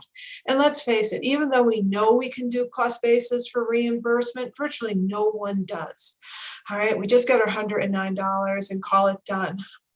So I really do think that we need to take a better look at it. And we have these conversations, they last 20 minutes every 6 months. And so I'd like for us to, and I think it's management council and the presiding officers, honestly, that need to make the decision that this is an important discussion for us to have, and probably to set up a subcommittee to make those kinds of recommendations. Do some work and make the recommendations. You want to do any type of motion now, Madam Floor Leader? I will make that a motion. I'm hoping that the presiding officers would support it, because it would be up to you to make those kinds of appointments. But that it would be a motion that there be a subcommittee to look into the per diem and other types of pay that legislators get, to see if it's appropriate to make modifications for upcoming sessions. Is there a second? And there is a second. Representative Schwartz, any further discussion? No further discussion? No, Mr. Chair. Thank you. And I'm definitely in support of this motion. I'd just like to add, I've only been in the legislature 8 years, but there's definitely been a trend. We pride ourselves on being a citizen legislature, and it's not a full-time job, but it is progressively becoming more and more time consuming. Still not a full-time job, But I mean, if I calculated my hourly wage, it wouldn't even be the Wyoming minimum wage, but not by a long shot. And I just think we need to have this conversation because we need to make these jobs attractive to people who are not yet serving, who might consider it. And for a lot of them, financial considerations are going to be part of it. So I'm strongly in support of the motion. Floor Leader Rothfuss. Mr. President, I'm in support of the motion also. We had a proposal a number of years ago, and honestly, I can't remember why it failed. It was very specifically an opportunity for Management Council to try and help out a few of our legislators that drive a lot. One particular representative, for example, was putting tens of thousands of miles on his vehicle. And the request was simply to allow actuals for mileage if you wanted to go above your constituent service allowance up to a certain amount. It was a great idea. I don't know how that fell through the cracks. We didn't end up implementing it, but we really haven't had any changes to provide flexibility, recognizing that some folks have different circumstances than others. Now, mileage actuals for me, I would never end up exceeding my constituent service allowance. It'd be pretty rare if I could manage to do that, because I've got a small district. I've got that luxury, but I know we've got legislators that really just put a tremendous amount of miles on their vehicle, and there's nothing that compensates them for that too. So it's not just the time. That windshield cost of both time and vehicle can be tremendous and uncompensated for. And we all have traveled all over the state and footed the bill ourselves. We know that. Constituent service allowance is supposed to account for some of that. But I think just exploring this a little bit, trying to figure out where our pinch points are and providing more flexibility would be beneficial. Thank you. Thank you. I rotate a truck every 2 years in this job. Representative Yin. Thank you, Mr. President. So I do like the motion. I think overall it'd be good to have some outside perspective on what legislators deserve to be paid, rather than legislators talking about what legislators deserve to be paid. And I think if such a subcommittee were formed, having some other outside group evaluate what our time has been, what our time gets paid out currently, and maybe what our time should be paid would be very valuable in understanding whether we're being underpaid, whether that affects our constituents, and whether that affects who runs for office as well. Thank you, Mr. Chairman. Thank you. Any further discussion? We have a motion on the floor. Mr. Chairman, just quickly, council will remember 2 years ago, there was a certain push from me to have you evaluate your compensation. And we put out a fairly comprehensive report on number of days worked by the Wyoming legislature compared to neighboring state legislatures, and also the compensation rate within there. So we've done some groundwork on this. In fact, the prior council also considered a suite of bills that met with very little success in the session to look at increasing legislator benefits and legislator compensation. I would certainly appreciate the effort to give this another try, because I think it's absolutely critical to the future of this institution as a co-equal branch of government, that your compensation and your benefits are able to grow to match the time you committed to this job. Thank you. With that having been said, we still have a motion on the floor. All right. All in favor, and I'll need a vote count out of those out of 113. Raise your hands, all those in favor. Hey, raise your hands, aye.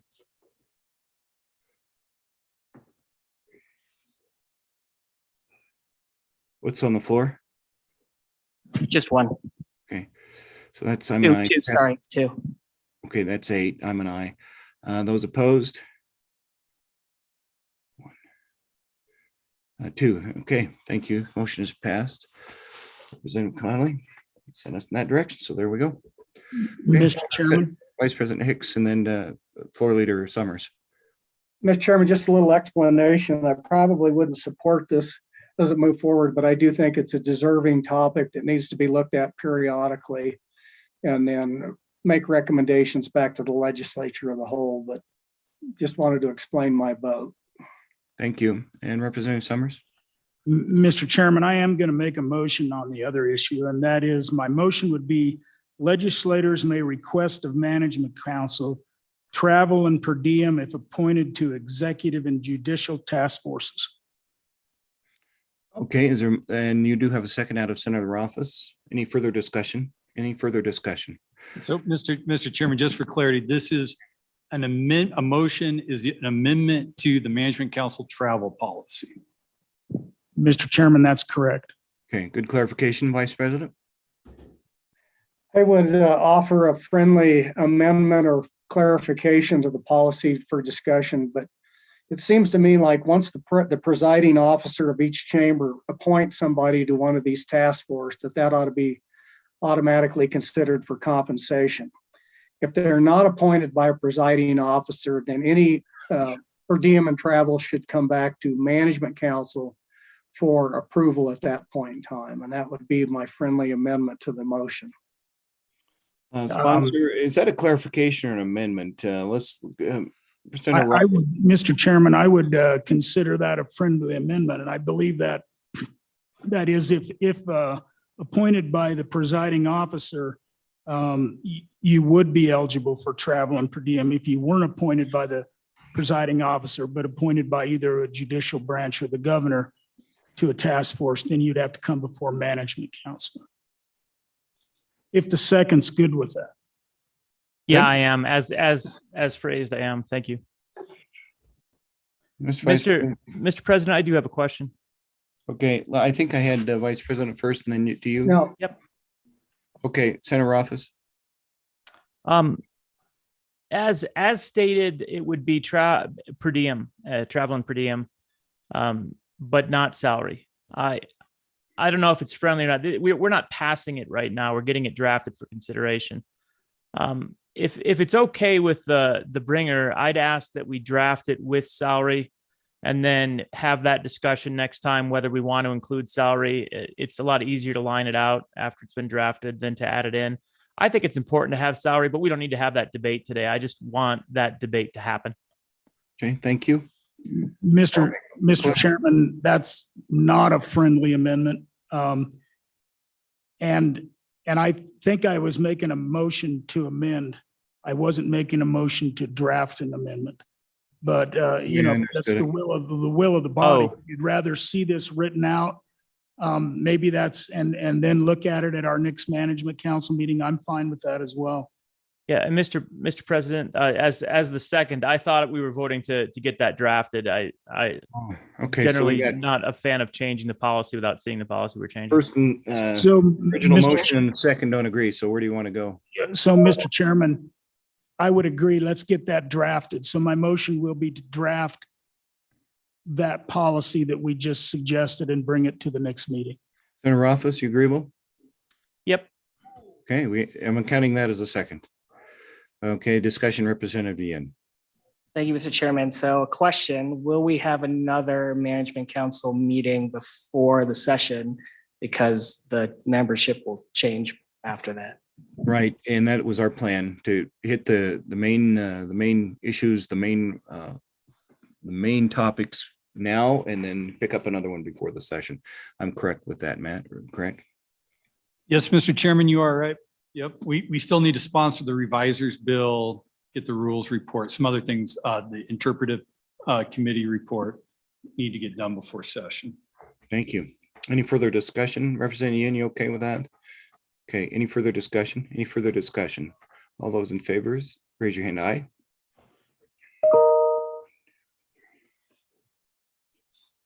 On the floor? 3 ayes. Okay, this one's going. Any opposed? Representative Gray. Okay, 1 negative. All right, let's move forward. We've done the bill, we've done the amendments.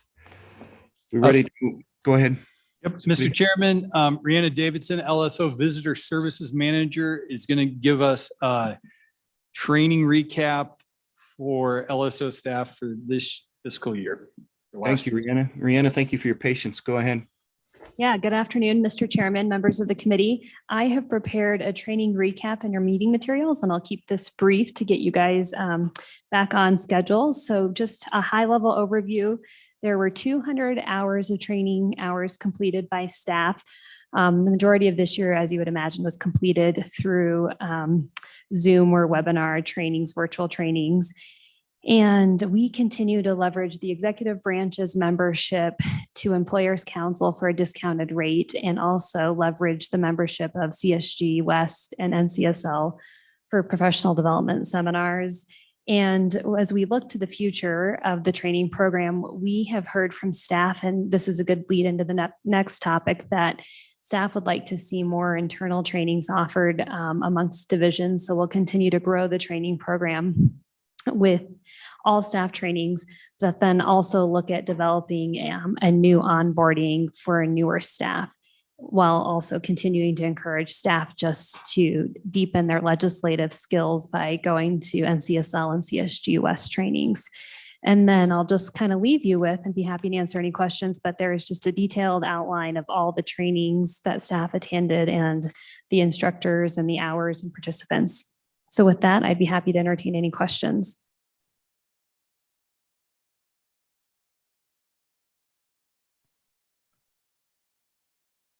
Sorry, it was muted. Representative Gray. Thank you, Mr. Chairman. Ms. Davidson, so just going through these, what's the process for someone to sign up? I mean, do you send them out weekly and people just kind of opt in, or is there a requirement for a certain amount? Just curious, some of these, is there some kind of report afterwards? I mean, just had a couple questions on that. Thank you. Thank you. Any further questions? We'll collect a couple maybe before we go back. There are no further ones. So Ms. Davidson? Yeah, Mr. Chairman, Representative Gray, great question. Representative Gray, there is an application process for members of staff to fill out, and that is approved by their supervisor and Director Obrick. And the management team approves a training based on if they feel like it's relevant to their job. In addition, a lot of the staff members on our team need continuing education credits. So you'll see that for budget fiscal staff, you'll see that for legal staff. So those people of our staff attend kind of maybe more broader trainings that are offered for those continuing education credits. And then there are a variety of training programs, particularly through NCSL, that are kind of I guess, pre-approved. I would say that staff don't necessarily need to submit a training application for a webinar. That's something that they can discuss with their supervisor if they have capacity and it's within their workload, but they are encouraged to attend those kind of at their own discretion. Any more questions for our visitor services manager? No? Okay. All right. Good job, Brianna. Got a head shake that there. Appreciate your report. Thank you. All right, with that, let's go to Recruitment and Retention Committee update. Where do you want to lead us with this, Matt? We have two speakers. Thanks, Mr. Chairman. I think at our April Management Council meeting, I discussed the need with council, and council provided me with feedback to look at the issue of retention and recruitment within the LSO. To that end, I created a committee chaired by Tamara Reveille and Tanya Heitrick to conduct, to determine what were the issues that were causing a high level of turnover within LSO staff, and also our limited ability to recruit new candidates to work for the legislature. That committee met extensively during this interim, had 9 members total on it. Ian Shaw, Legal Division Administrator, was on it. Each division and section within the office was represented, as well as across the experience within the staff. They made findings and recommendations.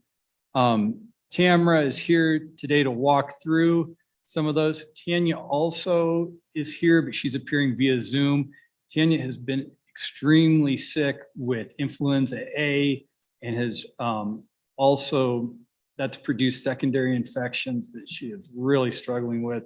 So I think that her participation will be limited to only answering questions on this recruitment and retention update. We'll also continue this discussion as it delves into personnel issues in executive session. So Thank you. there could be a time when a question from a member, I will defer that question until we go into executive session. All right, so at this point, we refer to Tamara, is that correct then? And Tanya, we wish you all the best too in that. Okay. Tamara? Well, thank you, Mr. Chairman. And I really thank Matt for creating this committee and giving me a role on it. It was a great way to engage with our staff. And I think staff recognize the benefit of getting to do this internally and getting to have a voice within the office and a way to shape the future of the office. So with that, I want to give just a brief overview of the committee's work and then a brief summary of the findings. And really, I could talk to you all day about this, but in the interest of time, I'll try to keep it very high level.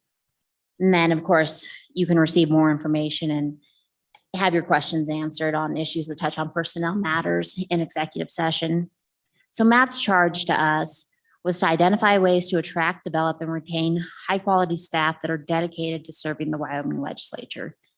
And to do this by helping reduce employee turnover, helping improve our recruitment and hiring practices, and then, of course, increasing our employee satisfaction and our longevity. This was a wonderful way to engage with staff. We got to leverage their unique backgrounds and skills. They volunteered from all divisions within LSO, had a wide range of experience, and they are representative of different demographics, such as young families or single or different levels of experience with LSO, as well as with the executive branch, the private sector, and other states. Now, the members of the committee started out by consulting national organizations and reviewing numerous studies and reports and taking trainings and really jumping feet first from this HR world. I think everyone knows, especially those members serving on JAC, that the workforce is facing unprecedented challenges right now, and the public sector, of course, is not immune to that. I've heard it called the Great Resignation. We've seen issues characterized by rapid technology integration, this reprioritization of personnel values due to the pandemic, inflation, and then high levels of turnover and retirement, the baby boomer generation. LSO itself is such a unique employer that the committee decided the best use of our time and ability would be not to focus on the world, but to look internally and gather data within the office, as well as from our staff, the mouths of our staff, through focused and direct engagement. We really wanted to find out what causes our best employees to stay, what attracted them in the first place, and what types of things might be tempting them to leave. We know they're getting offers, and we know that there's a nice employee market right now. So the committee focused on 9 major areas. That was compensation, non-monetary benefits, things like flexible schedules and wellness programs and remote work, workload, processes. That includes bill drafting, deadlines, workflow, those types of things. Training and development opportunities, both internal and external. Management, workplace culture, things like work-life balance, commitment to service, and nonpartisan nature of staff, that those cultural things that bind us as an organization. Then finally, recruitment and hiring. We developed recommendations in all of these areas based on employee interviews, internal data, and then administration of an office-wide survey. So I'll talk about each of those 3 components briefly. 20 employees participated in the interview process. These interviews were conducted by a team of 2 administrators, myself, Tanya, high-track operations division administrator and co-chair, and Ian Shaw, legal division administrator. None of the interviews were conducted with a direct report. That is, nobody had to provide an interview to their supervisor. Many of these interviews exceeded an hour and were a great time to really dig down and just informally and candidly discuss what types of things were going on with employees. The interviews yielded a lot of information and areas to focus on with the survey. So those interviews directly informed our survey questions. Now with the survey, we had 37 of the 41 employees participate, and employees really took it seriously. We showed an average of over an hour on each employee conducting the survey, and it was right before our special session too. So it was a great ask on staff to take time out of their day to really think about these hard questions and answer them, and they did so. We analyzed the survey responses, and that included an in-depth analysis of what bands of service employees fell into and whether there were differing levels of job satisfaction or cultural trends within those levels of bands. So if an employee had less than 2 years of experience, 2 to 5 years, 5 to 12, and more than 12. Then finally, we had a robust data analysis component going back to 2005 to September of this year. So we were able to finally gather some of those data trends that had never been looked at holistically in the way that some of our most skilled data analysis staff were able to look at and pull together and create pivot tables and charts and just wonderful data analysis there. So with that overview of how the committee completed its charge, I'll move on to the findings. And the findings in brief. First, LSO turnover is at a high. This past year, LSO saw its highest level with 24% for the calendar year through December. That is comprised of 2 retirements and 8 separations. And all data points that I talk about will exclude promotions and internal transfers. So those are not considered a separation if somebody changed divisions or received a title bump. Then for comparison, from 2005 to 2011, LSO was seeing about 1.1 retirements per year and 3.4. So this level of turnover exceeds that of the executive branch. Their turnover for fiscal year 2021 was 16.6%, excluding transfers. 3, staff levels of longevity are at a low. A snapshot taken in September revealed that the office has the least amount of LSO experience on both an average and a median basis during this period. The average years of LSO experience ranged from, during September, 6.4 years to a high of 9.4. Median years range from, in September, 3.8 years to a high of 8.1 years back in 2018. Keep in mind that these numbers are slightly inflated. We have some open positions that if filled by employees who are new to LSO will further reduce our longevity statistics. Now, this puts a strain on our employees that do have deep levels of institutional knowledge, since that really is what drives the legislature and the legislative process. It puts a demand on things like document management and internal training demand, but it also offers newer employees opportunities to work on high-level assignments sooner and really have an important role with LSO from the very get-go. The 4th finding was that work level indicators are increasing. You've heard this all before, and I won't belabor it too much, but our committee meeting staffing days and committee meeting days have increased in the past 5 interims as compared to the prior 10 interims. The office saw a 49% increase in committee days per year and an 84% increase in staffing days per year.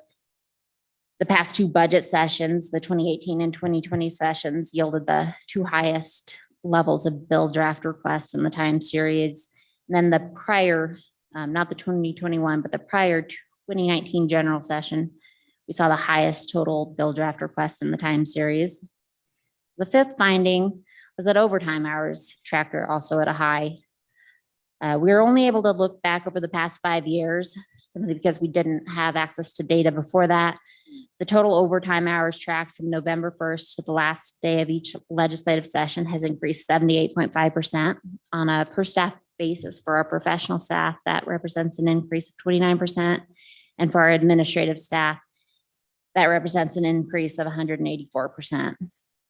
That's what the numbers told us. I'm sure you're wondering, what did the staff say? What about the people? And I'll give a real high level overview of the survey results now. The majority of the respondents indicated that they have high satisfaction with their job. 75% or 28 employees indicated satisfied or very satisfied. But nearly a quarter, or nine staff members, indicated they were non-satisfied, meaning they were neutral or actively dissatisfied. And if they were dissatisfied, they likely are looking for other employment. These satisfaction levels did vary across the years of service. the employees fell into.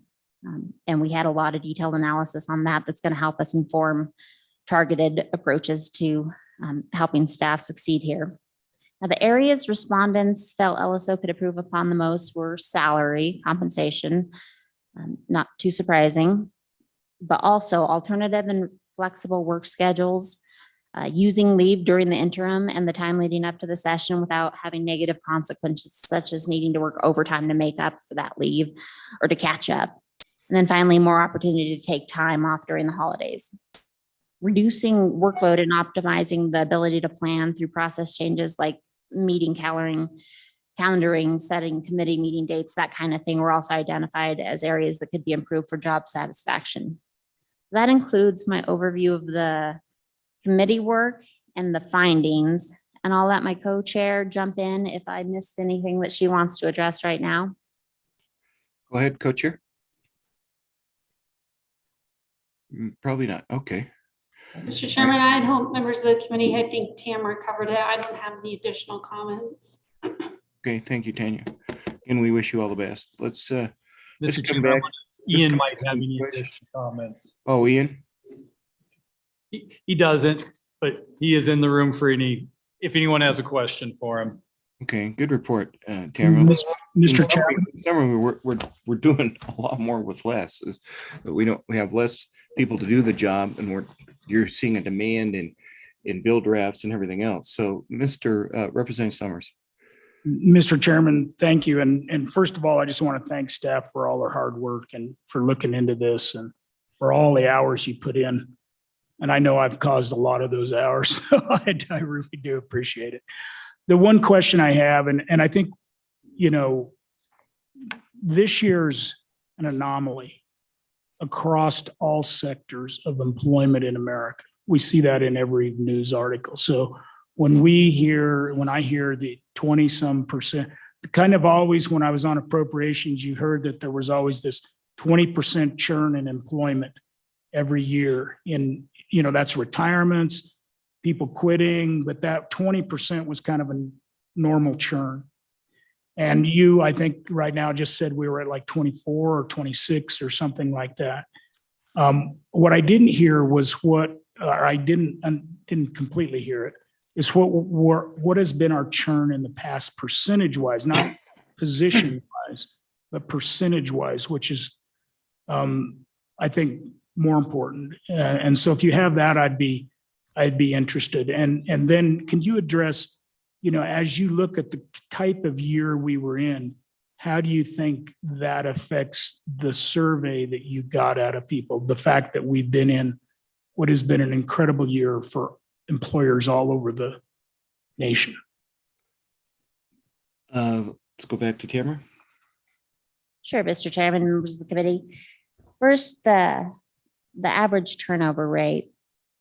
So we've seen as low as 2.9% turnover in 2013 to then as high as this past year.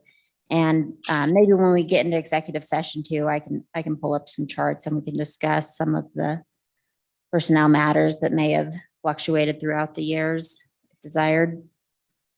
Second, as to whether this recent year and the abnormalities impacted the survey results, I suspect probably so. This has been a difficult time for everybody in the entire world. There's been process changes and unexpected outcomes and really things that nobody could have predicted if we were asked to 2 years ago. I think that you need to keep in mind that all of our employees who have separated were not part of the survey, except for one. We had one who took the survey and separated in December. And so some of those abnormalities might have caused them to leave, whether it was reprioritization of their life or wanting to move or just whatever led them to leave. They did not participate in the survey. So what you had in the survey results were the 37 employees on staff willing to answer questions. And I'm sure that the special sessions and everything that was out of the norm probably did influence, as well as the increasing workload demands that for the staff that had been there for more than 2 years that they've saw the transition in their career and the different things that are being asked of them today that were not asked, such as remote meetings and just all sorts of things. Thank you. Thank you. Anybody else with questions? Further questions? And Mr. Chairman, again, we will discuss the findings and the recommendations from this committee in executive session further. All right. Okay. Then let's go ahead and then proceed to public comment in camera. Great presentation. Thank you. Sense your passion for the work and the research. That was well done. Thank you. Can I see a hand up? Mr. President? Go ahead. Mr. President, we didn't get through that. That was the opening of the findings, but I was wondering if we were going to do in the open session a discussion of the recommendations and next steps, or if we just wanted to hold those for the executive session. We're going to hold, but I would be open to that if you would. I think that was our intent to take it into executive because there are positions and so forth. So let's, man, I think we're going to move that into executive unless you think that there are some parts of it that we could discuss now. Yep, Mr. Chairman, thanks. Let's discuss that in executive session and as it touches on personnel matters. And if there are any further recommendations that need to be made in a public portion of a meeting, we can do that after the executive session. We've got that on the agenda. Yeah, we'll take it into personnel matters and executive. All right, anything else? Let's proceed then to public comment on anything. Is Anthony, we got anybody out there? No, Mr. Chairman. All right. All right. One more call for public comment. All right. Let's proceed into an early break. Yeah, no, we're 3:07 already. Time flies when you're having fun. 3:07, let's take a break, 15 minutes. Oh, what, Mr. Speaker, go ahead. Mr. Speaker, I would move that when we do come back from break, it'd be an executive session and to discuss personnel matters. So that's my motion. Second. Here's a second. All right. All in favor, say aye. Those opposed, nay. Floor vote. Are we okay with those in the room? All right. Thank you. Mr. Chairman, just real quick, okay.